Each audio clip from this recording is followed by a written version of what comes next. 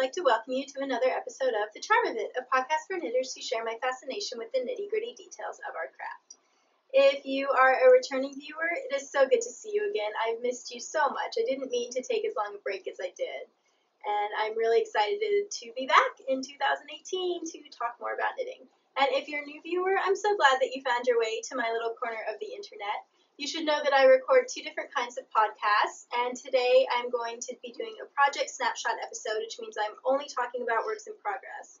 Did I say two different kinds of progress? I meant two different kinds of episodes.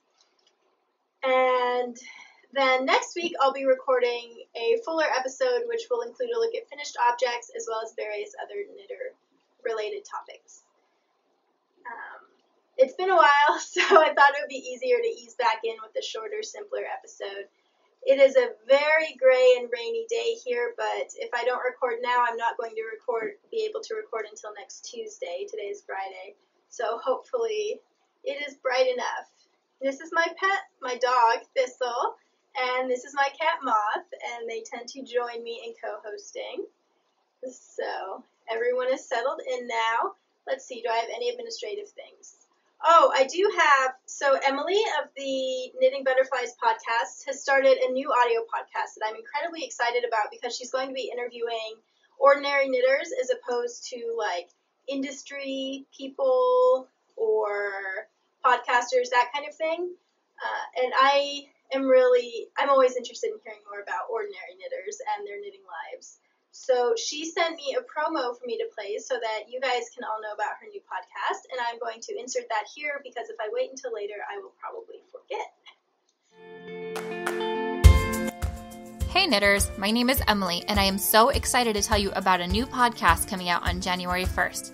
It's called Tightly Spun, and it's designed to celebrate you, the everyday knitter. Each episode will feature an interview of a fiber artist from a different part of the world. Together, we're going to paint a picture for you of how the fiber arts fit into the lives of everyday people. We'll discuss favorite projects, our favorite and least favorite techniques, other hobbies that bring us joy, and so much more. We'll also help bring you new ideas to spread the warmth to your community through charity crafting. Every knitter has a story, from the person who just learned how to knit for the holidays this year to the master knitter. Tightly Spun will share all of these stories and everything in between. You can even apply to share your story by visiting tightlyspun.com and clicking on Participate. Episodes of Tightly Spun will be found on iTunes, Stitcher Radio, and Google Play on January 1st. We'll see you then!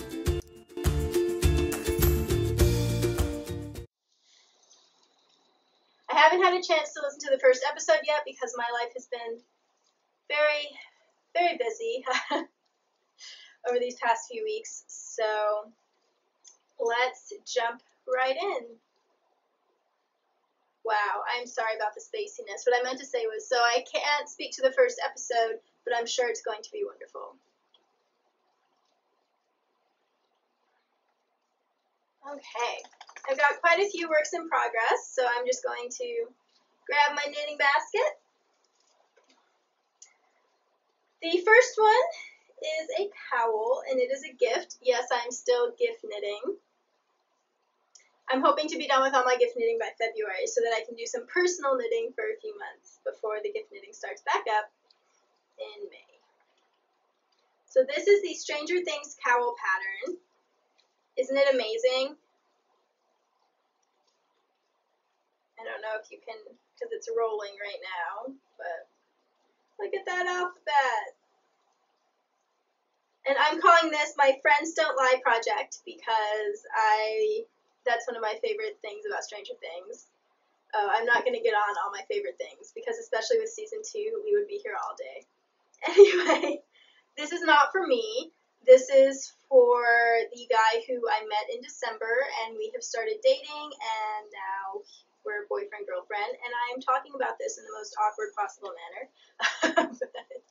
Yeah, so it is a belated Christmas gift to him because I told him I wanted to knit it for him for Christmas, but I had a long line of Christmas gift knitting, and it turns out when you start dating, you have less knitting time.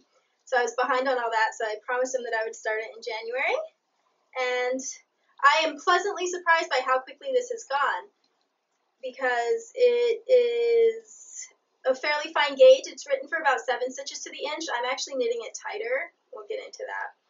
But, so And then these kinds of charts, they're not predictable. You know, you have to look at the chart the whole time you're knitting, although it does repeat, so the alphabet is on both sides.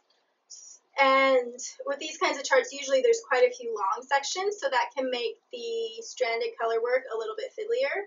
But honestly, I've just been flying through this. The chart is really well done. She gives you a lot of rest points and like has the dots scattered so that there really aren't that many rows where you're trying to get through really long stretches of just the background color. And whenever there are any stretches longer than 7 stitches, she has the numbers there, which is amazing. So you don't have to stop and count. You can just look at the number. So I am really impressed with this pattern. It's a paid-for pattern on Ravelry. It's $5, and I think it's well worth it just because she took the time to make a really nice chart that's fun to knit, and I don't know. I really like it. Also, my dad gave me his old iPad when I was home over Christmas because he doesn't use it anymore. I don't know how old it is. It uses the old charger, so I want to say it's like 4 or 5 years old. But before, I would always have my knitting charts on my phone, and now, obviously, iPad screen is much bigger, so that has also made knitting a large alphabet chart much more enjoyable. Yeah.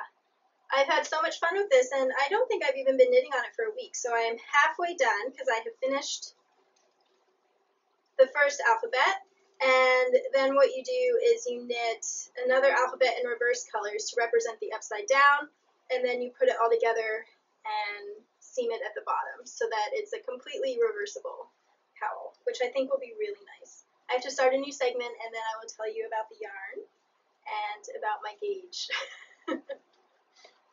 While I'm here, here's a close-up of that wonderful font, and here are my floats. Ooh, I kind of think that this would make a cool upside down as well, but we'll do it the way the pattern is written for now. And here is the yarn. Okay.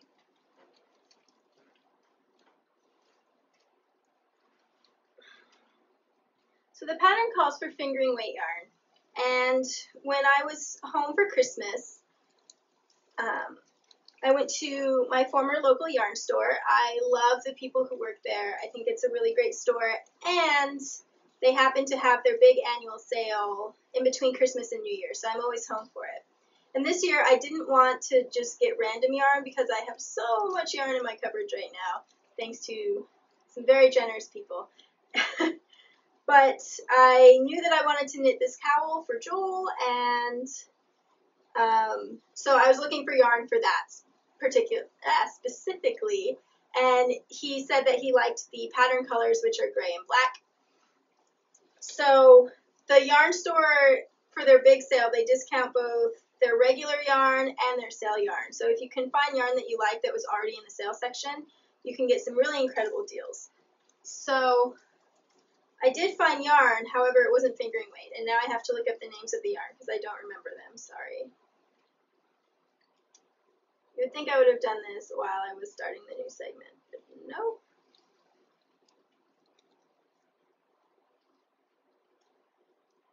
Okay, so the gray is a hand-dye company, and it is called Bott. That's the brand. I'm assuming that's the sheep noise, B-A-A-H exclamation point. And the name of this particular yarn is Aspen. And then the colorway, which is a really beautiful gray, is called Fog. And this is listed as a sport weight yarn. There's 330 yards or 302 meters and 100 grams. And both of these yarns are merino, mainly merino with a bit of silk and a bit of cashmere. But not superwash merino, hopefully. Neither of them said superwash. And then the black is Lana Gato Feeling.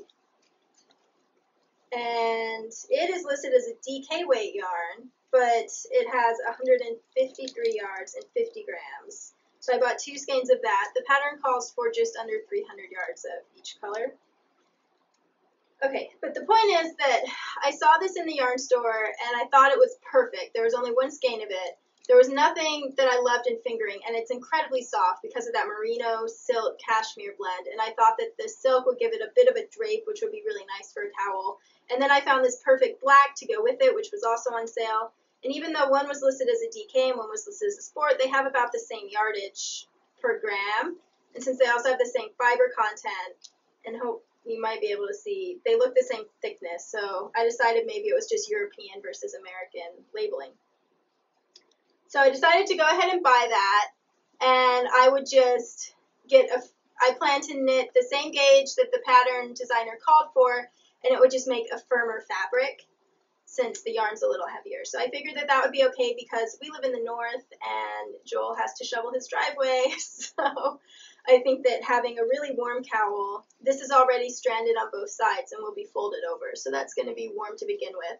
And then I figured having a bit stiffer of a fabric so that it sits up really nicely wouldn't be a bad thing. So, and I think I got a really good deal on the yarn. I can't remember. It was under $30 for all of it, which was exciting because that way I could get some luxurious yarn, which is always fun when you're knitting gifts. So then I got home and I bought the pattern, and I did a really quick gauge swatch where I just knit in plain stockinette in the gray yarn, and I went down to size 0 needles because usually when I knit socks, I knit them on size 0s, and that's about 8 to 9 stitches to the inch in fingering weight yarn. And since this was a heavier yarn, I figured I would need 0s to hit 7 stitches per inch. So I was happily knitting away, and I had gotten all the way up to here, and I realized that the cowl looked a little small. So I pulled out my ruler, and I measured, and I was getting 8 stitches to the inch, which really surprised me because I used to always be a loose knitter, but recently I have finally found the new way that I want to tension yarn when I'm knitting continental, and it is snugger. So I guess I'm no longer a loose knitter, and we'll have to keep that in mind for the future. But the point is that I was like, uh-oh, this could be a problem. So I stopped and I blocked it. I don't know, you can probably tell the difference. So the first 2 levels of the alphabet have been blocked, and the third has not. So I blocked it to see if it would grow, and it grew a little bit, but not very much. And then I decided that I would just have Joel try it on, and if he liked the size, then I would keep knitting it, and if he wanted it to be a little bigger, then I would just re-knit it, because it was really fun. It only took a few nights. It takes me about 40 minutes to knit 6 rounds, so that's not bad at all. And I think the chart is like 57 rounds, so. Anyway, what was I saying? Oh, so he tried it on, and he really liked it at the circumference that it's at here, and I agree, it looks really good on him, and it seems like if it were any bigger, it's going to start letting the wind in. So the pattern suggests that it's going to be 24 inches, which is 60 centimeters, and mine is about 20 inches, which is, what, 50 centimeters? Yeah.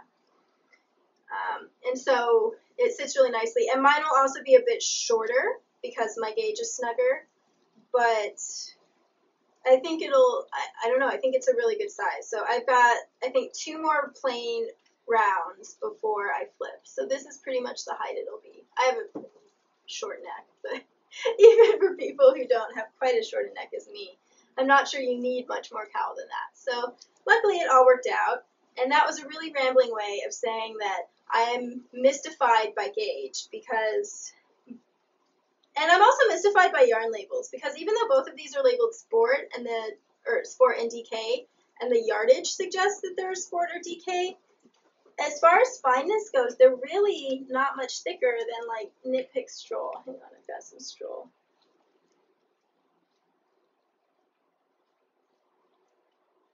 Let's see if that focuses.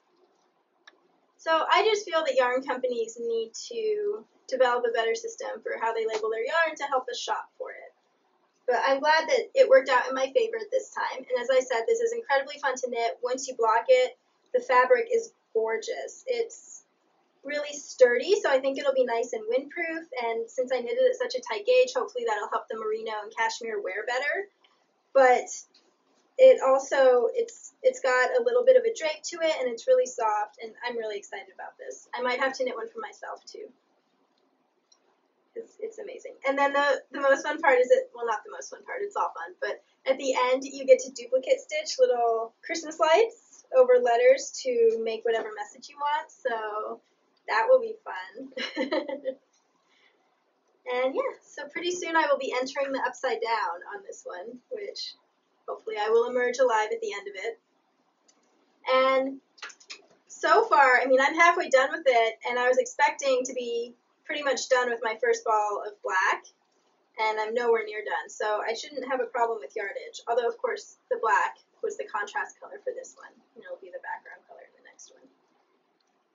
But it'd be nice if I had enough left over to make a matching hat or something. Oh, and if you could knit this at a snug enough gauge, I think it would also make an excellent hat. That's the other thing I wanted to say. If you just did one repeat of the chart, that's pretty much a slouchy beanie if you then did the crown decreases. Okay. Mine must have blocked out to more than 20 inches because my head is bigger than 20 inches. I am out of practice, guys. I pulled out my measuring tape when I had to start the new segment, and yeah, after blocking, my cowl is sitting at about 22 inches in diameter, which is, what, 55 centimeters? So not too much smaller than what the pattern suggests. So, but yeah, I really like that as a circumference. Why did I say diameter before? Circumference is what I meant.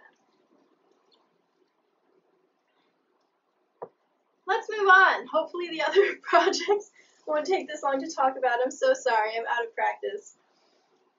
Let's see. I'm also knitting a pair of gift socks. And I do not have the one currently on the needles because it's over there, but you can see the first one.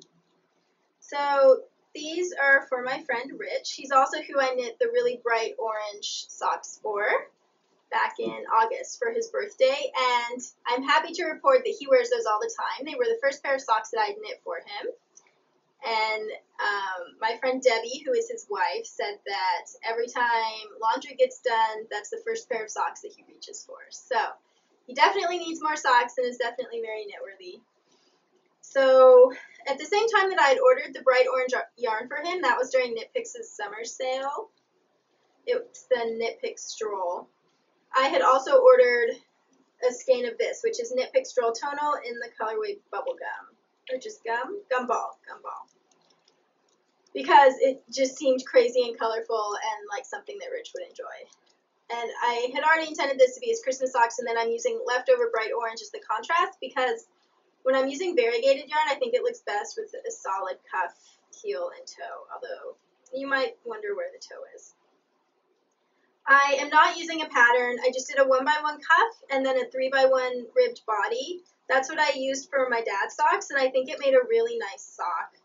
So I decided to just stick with that because I want to make sure that they fit well, and when it's variegated yarn, I think it looks better without a bunch of patterning. And you can see there's a lot of stretch in that. I went ahead and I did an 8-inch leg, and then I'm doing a fish lips kiss heel because even though this is not marked as a self-striping yarn, it's definitely micro-striping, and I love it. And this is at 68 stitches to the inch on size 0 needles. I didn't measure my gauge. And as we know now, my gauge might be tighter, but, and I love the micro-striping, and I didn't want to mess it up by doing a traditional gusset because that would have increased my stitch count, and so then the yarn would have behaved differently. So I did a fish lips kiss heel, which requires you to work plain for 1 inch before doing the heel. So I think this leg is 9 inches long. And I did my usual modifications to make the fish lips heel work better for high arches, where you increase stitches for the heel and then you decrease once you finish the heel. And I also work a couple extra of the short rows. Sorry, I think I need to turn my heating pad back on. Yeah. My back is not super happy with me right now. Okay. Whoops. And I had actually finished this sock, but then I measured it and I realized that the way I knit toes does not make for as long a toe as the internet thinks it would.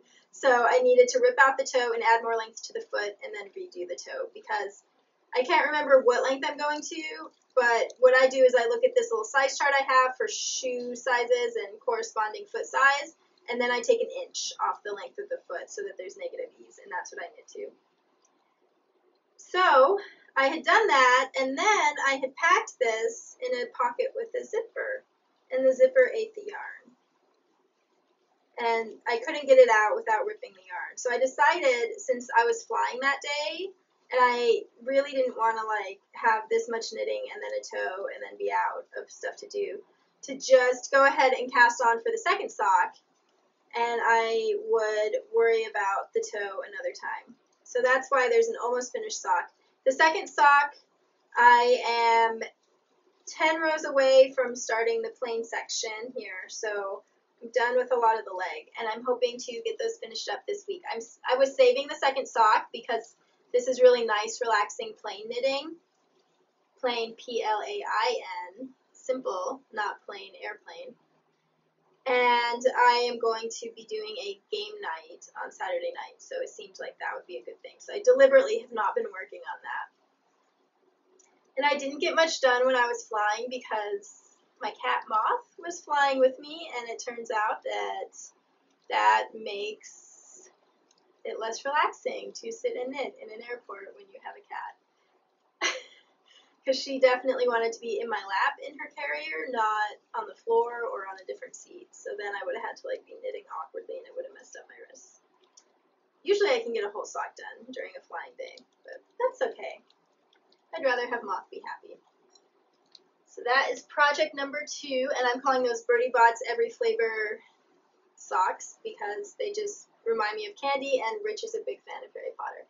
He has a pet snake named Hermione. She's amazing. She's a Western hognose, and like her little snout goes up and her tongue is black instead of red. Okay. Let's see. 2 left, and they are both personal projects. Yay! I have started a sweater. It feels really nice to just be knitting a garment for myself again. Next episode, I'll talk more about how I spent my knitting time since I've last seen you, but let's just say that I thought I'd finished that Kalinka dress, and then I'm going to have to rip out quite a bit of it, and so I'm not sad to be able to knit on it more, but I am sad that I do not have a dress to wear, and so it just feels good to have a fresh start. So this is my Bluebonnets cardigan, and I'm designing it myself. And I over-dyed this yarn, which is a farm yarn that I was sent as a gift, a very amazing gift. It is 100% Rambouillet. I don't think that's how you say it in American. Rambouillet.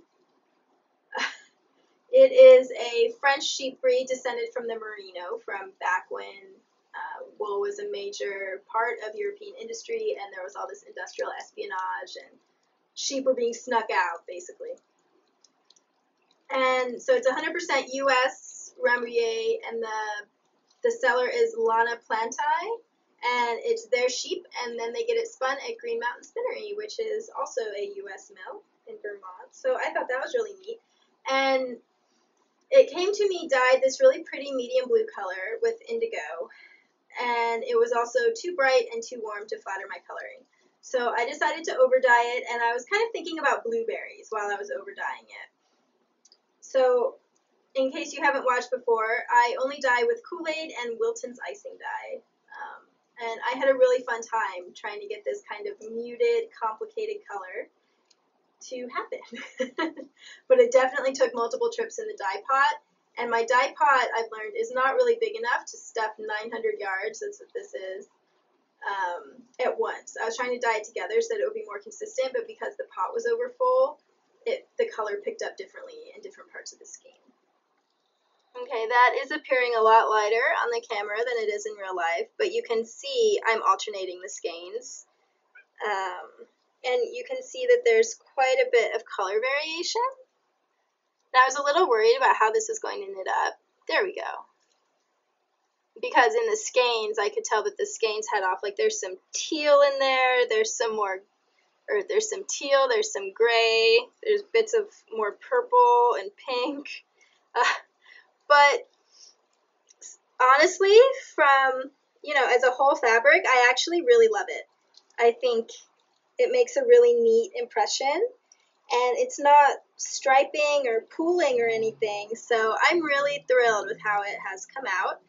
And this is the back, so I'm just doing plain stockinette, although I did do a bit of a decorative waistband, and that is stolen from the Kensington pattern, which is a sock pattern from the Knitter's Book of Socks. And this is the cuff of the sock pattern. I've knit those socks, and I thought the cuff was so beautiful that I've been meaning to do more with it. Let me sit down and tell you more about. This yarn has been sitting in my stash for quite a while, and I really wanted to knit with it because it's a new sheep breed for me, and it's just this absolutely beautiful 2-ply kind of yarn. You know that I love, I don't want to say rustic, but kind of, I guess, rustic yarns out of fine wool breeds, because that means I can wear them against my skin, but they also just have so much character, and they're just such a joy to knit with. And so, meanwhile, I'm still participating in the Harry Potter House Cup over on Ravelry, and I've been sorted into Ravenclaw this term. I'm so excited about that, and I'm having an absolutely amazing time. They have different threads that are dorms for the different years. So I'm a first year, and my fellow first years are wonderful. Also very chatty, and there's just all this great teamwork and camaraderie and support, and I love it. It's amazing. I highly recommend that you get yourself into the Harry Potter House Cup and get sorted, because then you have just a whole group. They do sorting at the very end of each term, so it's not like you can just go over and be sorted now. But last term I played unsorted as a not quite first year, and I like that because it gave me a chance to figure out all the rules before I was playing for points for my house. Anyway, the point is that part of each term, well, one of the ways that you can score points with your knitting in the Harry Potter House Cup is to do owls, which, of course, in the Harry Potter world are exams that you take.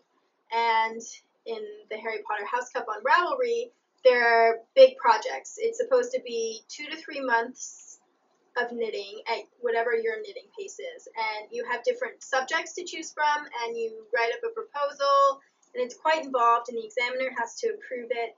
And you can only do each subject once until you've done them all, and then you are an owl mistress, which obviously I need to do. You can only do one a term, so to be an owl mistress, you need 12 owls, so that's a minimum of 4 years, because there are 3 terms a year. But last term, even as a not quite first year, you can do an owl. So last term I did my charms owl, and this term I'm doing a herbology owl. And I'm knitting 2 sweaters this term, because I really wanted sweaters. I'm a little afraid I won't finish, but I can just go into a crazy knitting hibernation mode if I need to and do all the knitting ever for this. I'm worried because of the second one, but this is the first one, and so I made one more complex and then one simpler, and this is the simple one. And I thought it would be really perfect because of the 2-ply yarn in a lace weight, or in a lace pattern. And with the color, even though I was originally inspired by blueberries, it also reminds me of bluebonnets, which are my favorite flower down in Texas. Spring is really beautiful in southern Texas, and it tends to coincide with my birthday, which is April 11th. And bluebonnets just carpet this field in my favorite park, and it's a really good memory for me. So I thought it would be really nice to do 2 sweaters, one about spring in Texas and one about spring up here in western New York, where I currently happily live. And it's a very different spring, but I also love that one. So this is the Texan one. And originally I was going to just use Gudrun Johnston's Belmont pattern because it's beautiful and it's got a kind of vertical lace thing going on. And I really enjoyed knitting her Audrey and Unst pattern, so I was willing to pay the $7. However, when I swatched with this yarn, even though it's a fingering weight, I liked the gauge at 6 stitches to the inch. And even at 6 stitches to the inch, the fabric feels quite firm. Like I wouldn't want to go any tighter than that. And Belmont calls for 7 stitches to the inch. So instead of doing Belmont, I am designing my own lace cardigan. And in order to keep it as simple as possible, and because, you know, with wool, you don't necessarily want an all-over lace sweater because then it's not going to be as warm. So I'm going to be doing a solid back and solid stockinette sleeves, just with the decorative cuff, and then the front will be all over lace. And here is my design swatch. Hopefully you can see it. There are these beautiful lace columns, and it's actually a really simple stitch pattern. I found it at knittingfool.com because I was watching in Texas and I didn't have access to my stitch dictionaries, but it's from one of the Barbara Walker stitch dictionaries. I can't remember the name of the stitch, but I will find it. And what's great is it's only a 4-row repeat, and the wrong side rows are rest rows, so you're just purling across. So I thought it would be really easy to memorize, and then it would be nice and relaxing. The only downside is this is how the swatch actually sits. This is my cast on edge, and this is going up. And bluebonnets, in case you don't know, they're a bit like hollyhocks or something. They're very vertical flowers. And to me, the lace this way up looks much more like bluebonnets. So I have to knit the fronts top down, which is not my favorite, just because actually this sweater, this is my Melosine cardigan, I also knit top down.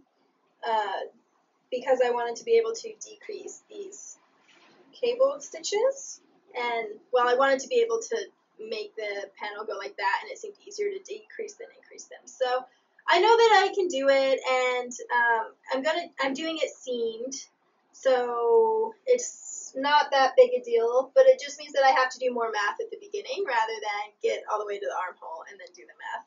But you might have noticed that I'm knitting the back bottom up, because it's in pieces, so why not knit it bottom up unless I absolutely have to do it the other way around. And this way, what I plan to do is block the back piece to check and see if the fabric is going to grow in length, because it's really easy to fix a too long yoke when you've knit bottom up. All you do is rip out a few rows. If you've knit top down, it's harder. This sweater, I seamed it together and realized that I had knit the arm side way too long, and so I had to cut the fabric and remove it, and that was not terribly fun.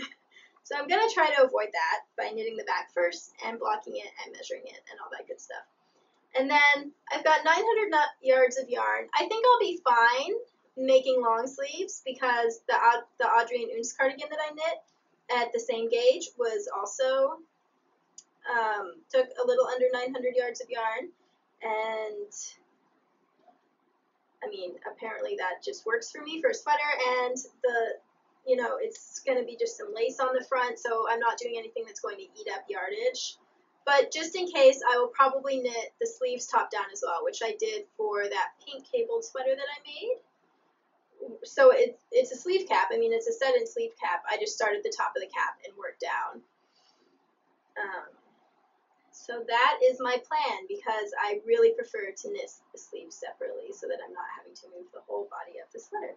So hopefully I can finish this back really soon and get started for the front, because the second sweater I'm going to knit is much more complicated, so I'm going to need more time, and I need to have both sweaters done and blocked and photographed by March 31st. So that is the Bluebonnet cardigan. One more project.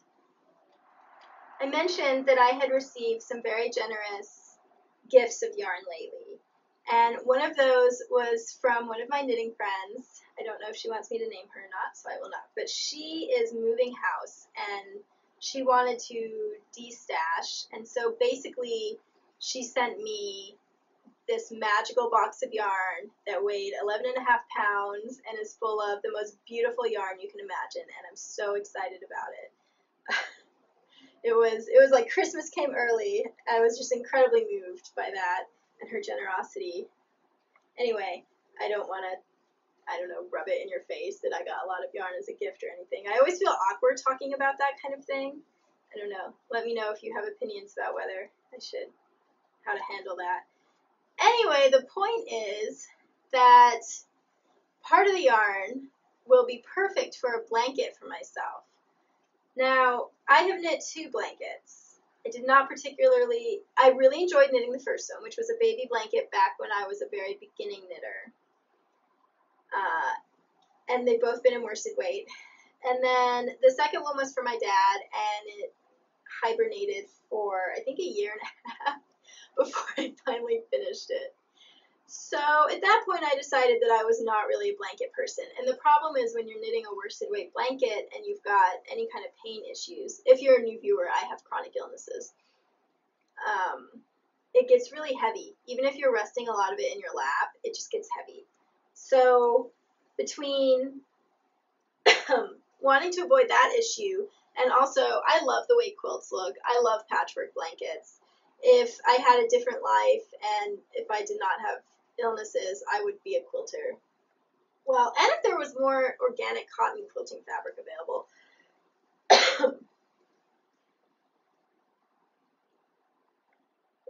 Anyway, I adore quilts. If anyone ever wants to do a trade where I knit you things and you make me a quilt, just let me know. But in the meantime, since I cannot sew a quilt of my own, I thought that doing a square blanket would be perfect. But I also wasn't sure if I would have the motivation, mainly because I don't like weaving in ends. I enjoy seaming, just not weaving in ends. So that's why I knew that I would never be doing something like the Cozy Memories blanket, ever.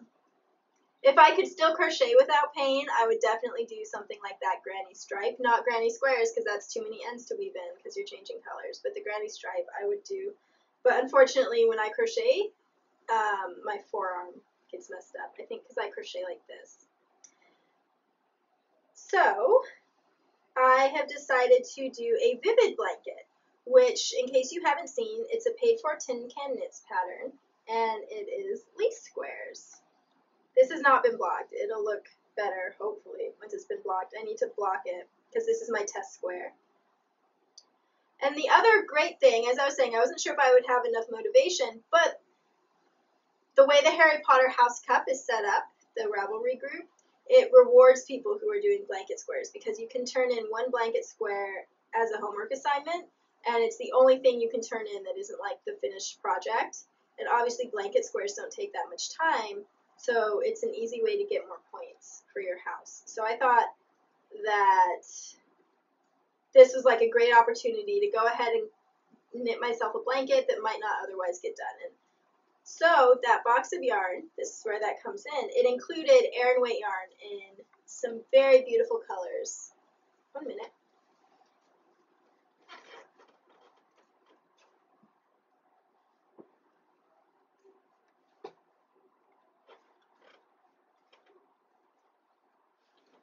Okay. And even more importantly, it included Aran weight yarn in beautiful colors that is also machine washable. Because I live with 2 pets, well, 3 pets, but Nutmeg, my pet snake, lives in her terrarium most of the time, so she's less of a threat to blankets.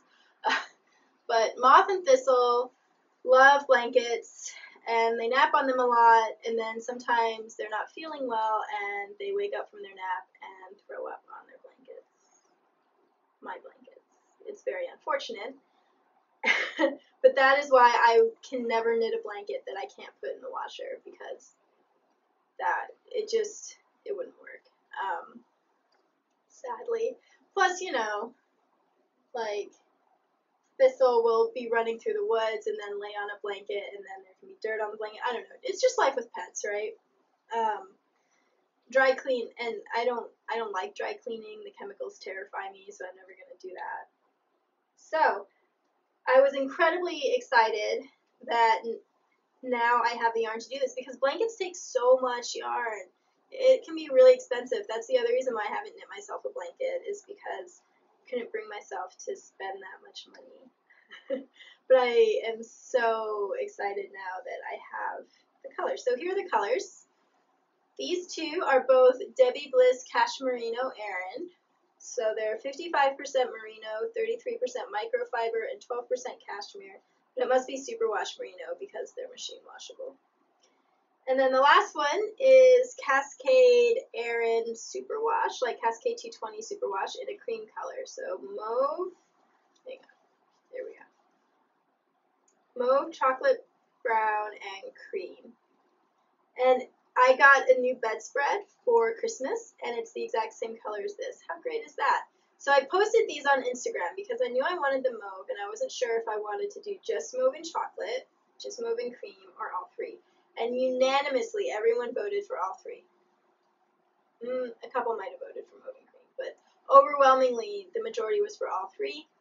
And of course, since it's knit modularly, I don't have to divide it up into equal amounts of all 3. I could just have like less of one color, more of the others.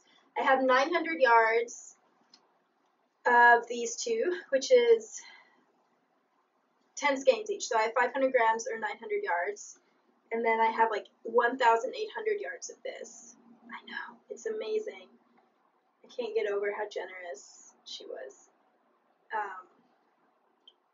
This blanket will be extra precious because of that. So, and I think this is just 100% superwash merino. It feels that way. I know it's superwash.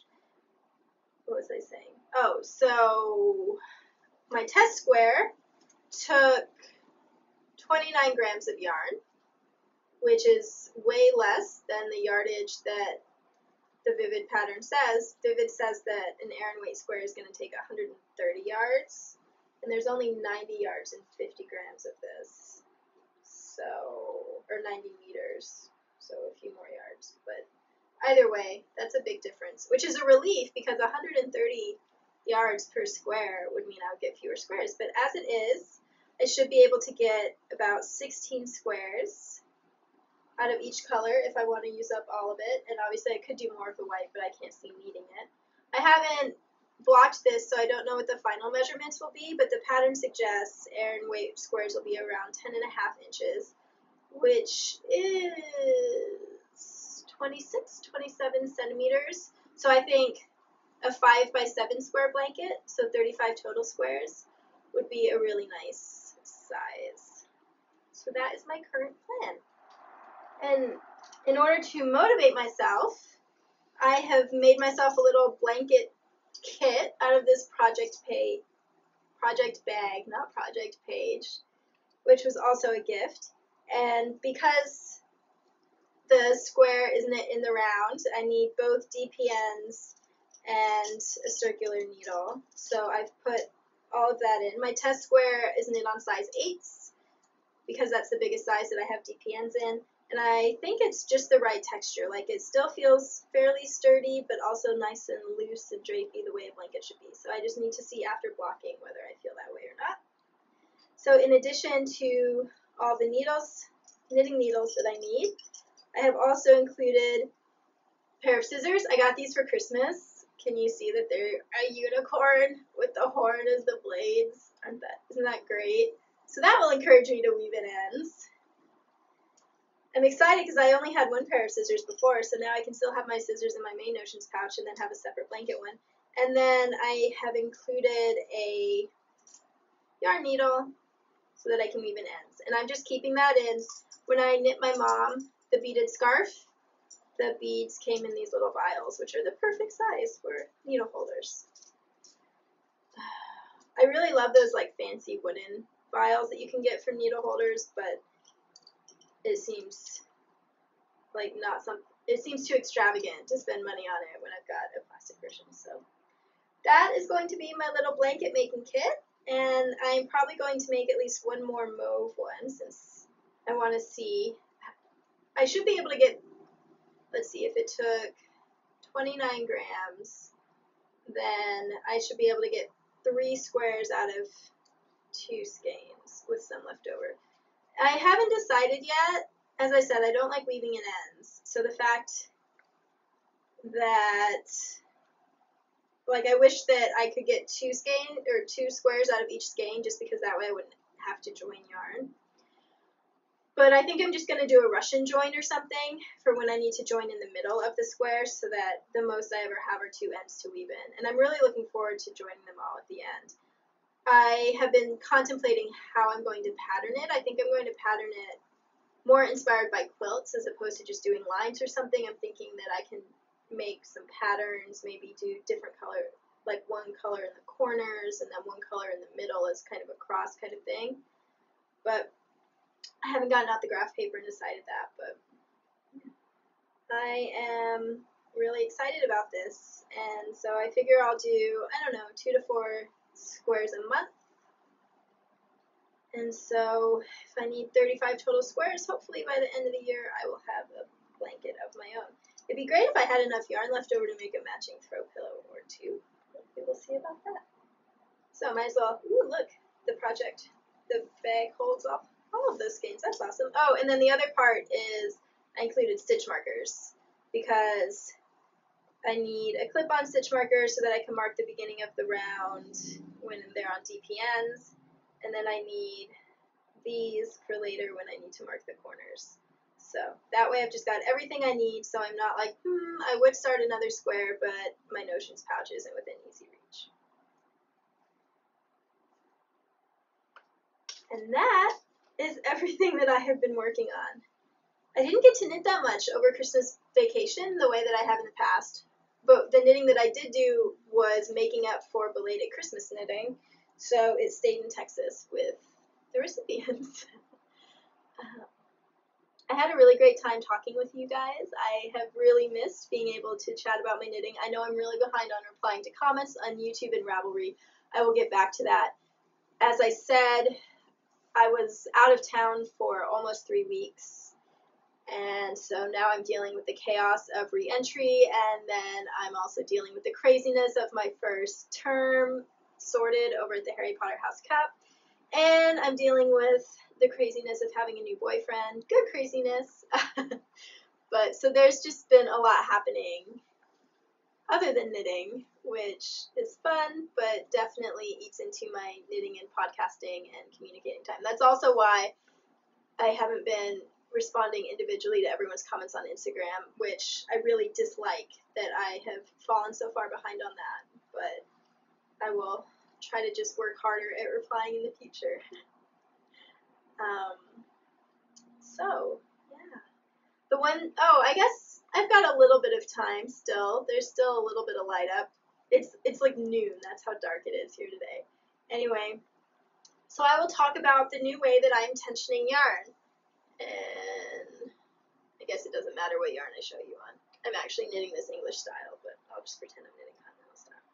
So, if you've been watching for a while, you know that I've been playing with ways to tension yarn continental, which is my main knitting style and the one that I do the most of, since May, because my old tensioning style had gotten to the point where I was such a loose knitter that I was having to size down a ridiculous amount of needles, and it was making me cranky.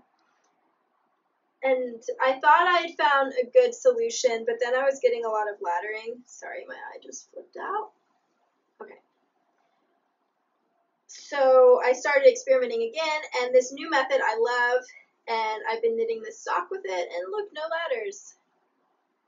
Hurrah! So this is definitely the one I'm going to stick with because it feels really easy and natural, and I'm not rowing out or anything. Let's see. I don't think I have any flat knitting to show you right now. No, but I've been paying attention to that, so my knitting and purling is hitting the same gauge, and the fabric looks really nice, and I'm at least a regular knitter now as far as loose tight in between goes, which is really exciting because I've been wanting to tighten my tension up to like an average knitter's tension for quite a while. So I will go ahead and show you. It's kind of funny. So what I did after talking about the laddering issues I was having, I decided to just go and look at more videos of people knitting, just so that I could watch how everyone was tensioning their yarn. And the method that I am now using is much simpler than the old method, which is nice. But it's also a lot like how I tension my yarn for English style. So it's kind of funny to me that I didn't think of doing this before. But all I do is, so here's the yarn, here's the needle. I put it in between my pinky and ring finger. I wrap it around my ring finger once, and then I just put it over my forefinger. And it did take me a few hours of practice to make sure that that ring wasn't sneaking up, because if it starts to sneak up, then there's not as much tension. But now I don't even have to think about it. I don't have to hold my fingers in any kind of awkward way. It just kind of sits there. And then, whoops. Okay. Since I was demonstrating it, I did it way too far away from the needle, but I will.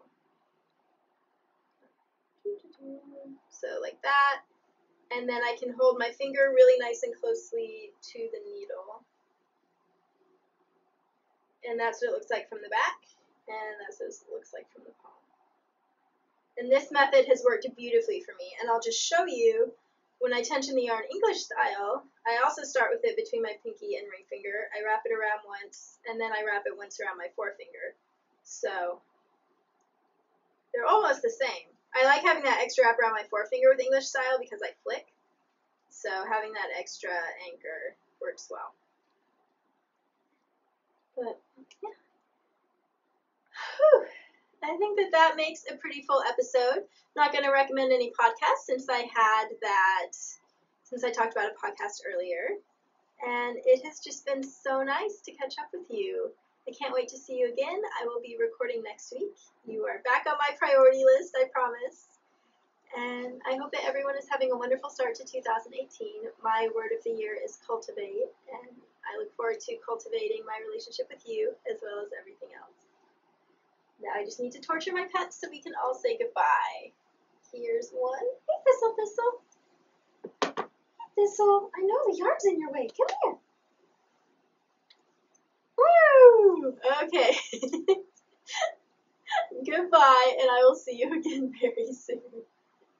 Oh, I know. No dignity at all.